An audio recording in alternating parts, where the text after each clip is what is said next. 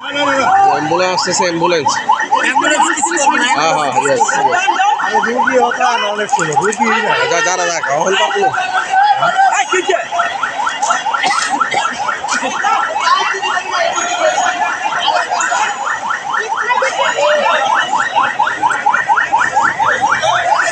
ইতিহাসের সাক্ষী আজকে বিশাল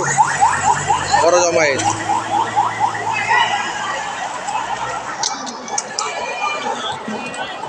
সবাই আসছে বইরা দেখেন